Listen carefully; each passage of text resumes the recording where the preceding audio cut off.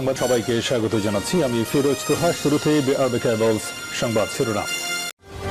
শুরুতেই জানাবো এই মুহূর্তে হাতে পাওয়া সর্বশেষ গুরুত্বপূর্ণ সংবাদ। সবাই এক হয়ে রাষ্ট্রযন্ত্রকে ঝাঁকি দিতে হবে। গণতান্ত্রিক ও রাজনৈতিক দলসহ সব মানুষকে এক হয়ে এবং সোচ্চার কণ্ঠে রাষ্ট্রযন্ত্রকে ঝাঁকি দেওয়ার আহ্বান জানিয়েছেন বিএনপি মহাসচিব মির্জা ফখরুল ইসলাম আলমগীর। এবারে জানাবো বিরোধী মত ও পথকে স্তব্ধ করার জন্য লাখ লাখ মিথ্যা মামলাকেই অন্যতম রাজনৈতিক হাতিয়ার করা হচ্ছে বলে অভিযোগ করেছেন জাতীয় সমাজতান্ত্রিক দল জাসদ সভাপতি আসম আব্দুর রব। জানাবো বিএনপি চেয়ারপারসন খালেদা জিয়া এবং ঢাকা মহানগর দক্ষিণ বিএনপির সিনিয়র যুগ্ম আহ্বায়ক নবিউল্লাহ নবী, যুগ্ম আহ্বায়ক হারুনা রশিদ সহ নেতাকর্মীদের মুক্তির দাবিতে সমাবেশ ও মিছিল করবে ঢাকা মহানগর দক্ষিণ বিএনপি। শুক্রবার দুপুর 2:30 নয়াপল্টনের কেন্দ্রীয় কার্যালয়ের সামনে এ সমাবেশ ও বিক্ষোভ মিছিল অনুষ্ঠিত হবে। এদিকে পররাষ্ট্রমন্ত্রী এবং আওয়ামী লীগের যুগ্ম সাধারণ সম্পাদক ড হাসান মাহমুদ বলেছেন, সন্ত্রাসী অপরাধে গ্রেপ্তারদেরও নিজেদের কর্মী দাবি করছে বিএনপি। তিনি বলেন, বাংলাদেশে প্রতিদিন কয়েক হাজার মানুষ বিভিন্ন সন্ত্রাসী কর্মকাণ্ডের অপরাধে গ্রেপ্তার হয়। বিএনপি নেতা মির্জা ফখরুল ও রিজভী সাহেবরা গ্রেপ্তারের যে হিসাব দিচ্ছেন তাতে মনে হচ্ছে সন্ত্রাসী কর্মকাণ্ডে যুক্ত যারা প্রতিদিন গ্রেপ্তার হচ্ছে, পুলিশের খাতায় যারা অপরাধী তাদের বিএনপির কর্মী হিসেবে দাবি করছে। বিএনপি নেতাদের কথায় সেটাই মনে হচ্ছে। জানিয়ে দেব, বিএনপির কারাবন্দী নেতা খোকনের পরিবারের খোঁজ নিলেন মহানগর নেতারা। এবং সর্বশেষ জানাবো আন্তর্জাতিক সংবাদ। ইসমাইল হানিয়ার সঙ্গে বৈঠক শেষে এরদোগানের বার্তা। ফিলিস্তিনি স্বাধীনতাকামী সংগঠন হামাসের প্রধান ইসমাইল হানিয়ার সঙ্গে বৈঠক করেছেন তুরস্কের প্রেসিডেন্ট রিসেপ তাইপ এরদোগান। শনিবার ইস্তাম্বুলের দলমাবাস অফিসে এই রুদ্ধদ্বার বৈঠকটি অনুষ্ঠিত হয়। এতে তুরস্ক ও হামাসের প্রতিনিধি দলের সদস্যরাও উপস্থিত ছিলেন। এতক্ষণ শিরোনাম শুনছিলেন, এবার বিস্তারিত। প্রিয় দর্শক, আপনি যদি এই চ্যানেলে নতুন হয়ে থাকেন, ভিডিওটি দেখতে দেখতে চ্যানেলটি সাবস্ক্রাইব করে আমাদের সঙ্গেই থাকুন। আর এই ভিডিও সম্পর্কে আপনি আপনার মূল্যবান মতামতটি কমেন্ট বক্সে জানিয়ে দিন। আর হ্যাঁ প্রিয় দর্শক, জানিয়ে দিন ভিডিওটি কোথা থেকে দেখছেন। সবাই এক হয়ে রাষ্ট্রযন্ত্রকে ঝাঁকি দিতে হবে ফখরুল। গণতান্ত্রিক ও রাজনৈতিক দলসহ সব মানুষকে এক হয়ে সোচ্চার কণ্ঠে রাষ্ট্রযন্ত্রকে ঝাঁকি দেওয়ার আহ্বান জানিয়েছেন বিএনপির মহাসচিব মির্জা ফখরুল ইসলাম আলমগীর। শনিবার সন্ধ্যায় রাজধানীর ইঞ্জিনিয়ার্স ইনস্টিটিউশন মিলনায়তনে এক নাগরিক শোকসভায় তিনি এই আহ্বান জানান। গণস্বাস্থ্য কেন্দ্রের প্রতিষ্ঠাতা বীর মুক্তিযোদ্ধা ড জাফরুল্লাহ চৌধুরীর প্রথম মৃত্যুবার্ষিকী উপলক্ষে এই শোকসভার আয়োজন করা হয়। ফখরুল ইসলাম বলেন, আমরা একটা ভয়াবহ শাসন ব্যবস্থার মধ্যে পড়েছি। অবলীলায় এখানে হত্যা, গুম করা হয়। আমরা কঠিন সময় অতিক্রম করছি। দেশের রাজনৈতিক ও অর্থনৈতিক অবস্থা ভালো নয়। বিচার ব্যবস্থা দলীয়করণ হয়ে গেছে। নির্বাচনী ব্যবস্থাকে ধ্বংস করা হয়েছে। ধ্বংস করার আর অবশিষ্ট কিছু নেই। মুক্তিযুদ্ধের চেতনা আর নামমাত্রও নেই। লুটপাট করে দেশের সংবিধান, নির্বাচন ব্যবস্থা সব ধ্বংস করে দিয়েছে।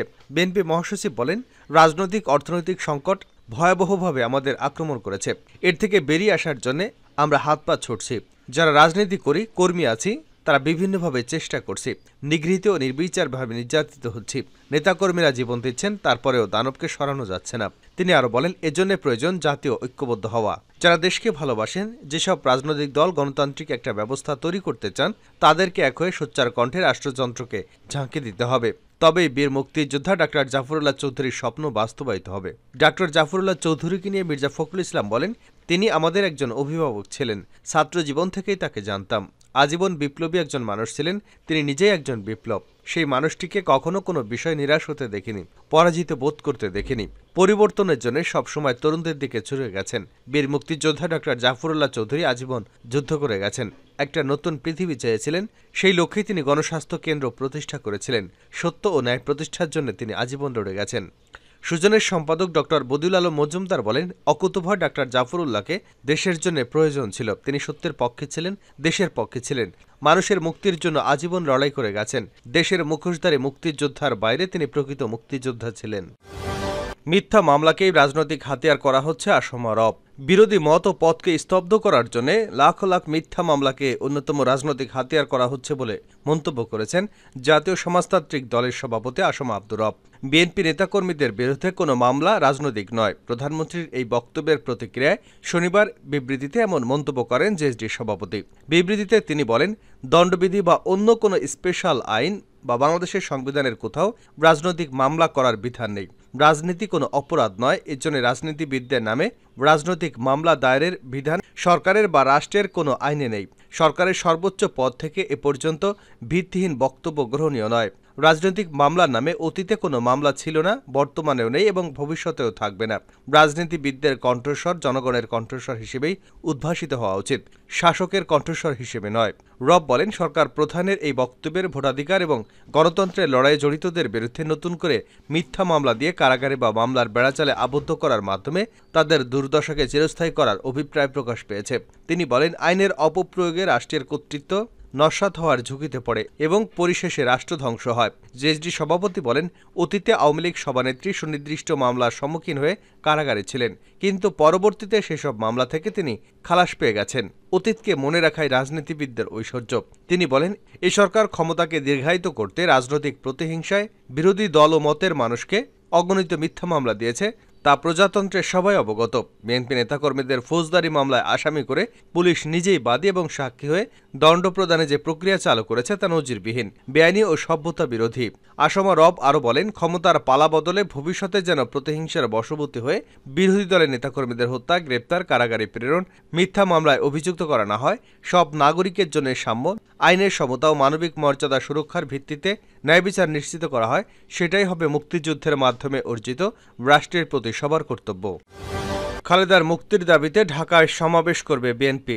বিএনপি চেয়ারপারসন খালেদা জিয়া এবং ঢাকা মহানগর দক্ষিণ বিএনপির সিনিয়র যুগ্ম আহ্বায়ক নবিউল্লাহ নবী, যুগ্ম আহ্বায়ক হারুনা রশিদ হারুন সহ নেতাকর্মীদের মুক্তির দাবিতে সমাবেশ ও মিছিল করবে ঢাকা মহানগর দক্ষিণ বিএনপি। শুক্রবার দুপুর 2:30 নয়াপল্টনে বিএনপির কেন্দ্রীয় কার্যালয়ের সামনে এ সমাবেশ ও মিছিল করা হবে। এতে প্রধান অতিথি হিসেবে উপস্থিত থাকবেন বিএনপির মহাসচিব মির্জা ফখরুল ইসলাম আলমগীর। শনিবার মহানগর বিএনপির সদস্য সাইদুর রহমান মিন্টুর সই করা এক বিজ্ঞপ্তিতে এ তথ্য জানানো হয়। সমাবেশে সভাপতিত্ব করবেন ঢাকা মহানগর দক্ষিণ বিএনপির আহ্বায়ক আব্দুস সালাম। সঞ্চালনায় থাকবেন সচিব রফিকুল আলম মজনু। সন্ত্রাসী অপরাধে গ্রেপ্তারদেরও নিজেদের কর্মী দাবি করছে বিএনপি। পররাষ্ট্রমন্ত্রী এবং বাংলাদেশ আওয়ামী লীগের যুগ্ম সাধারণ সম্পাদক ডক্টর হাসান মাহমুদ বলেছেন, সন্ত্রাসী অপরাধে গ্রেপ্তারদেরও নিজেদের কর্মী দাবি করছে বিএনপি। তিনি বলেন, বাংলাদেশে প্রতিদিন কয়েক হাজার মানুষ বিভিন্নভাবে সন্ত্রাসী কর্মকাণ্ডের অপরাধে গ্রেপ্তার হয়।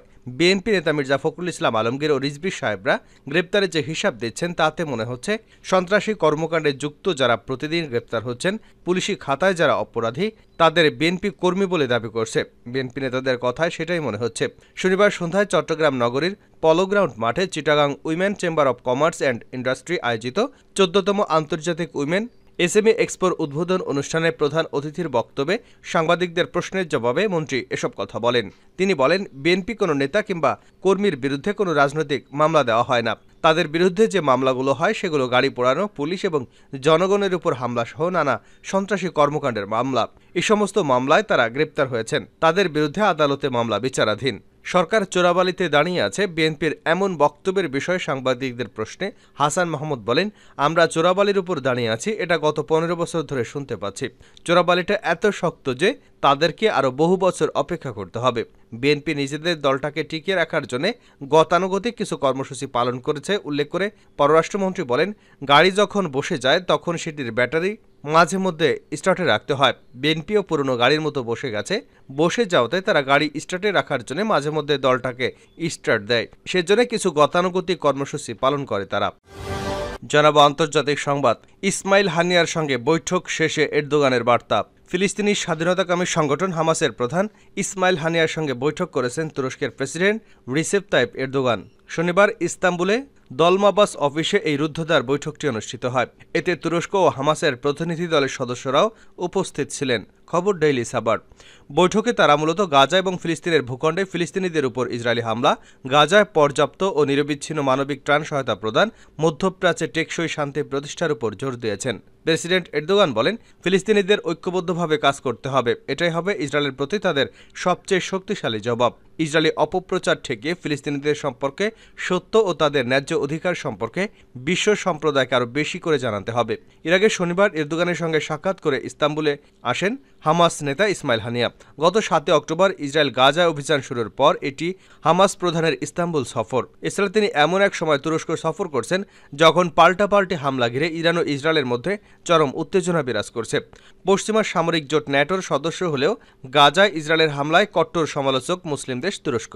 গত অক্টোবরে গাজা যুদ্ধ শুরুর পর থেকে বেশ শক্তভাবেই ফিলিস্তিনিদের পক্ষে অবস্থান নিয়েছেন এরদোয়ান।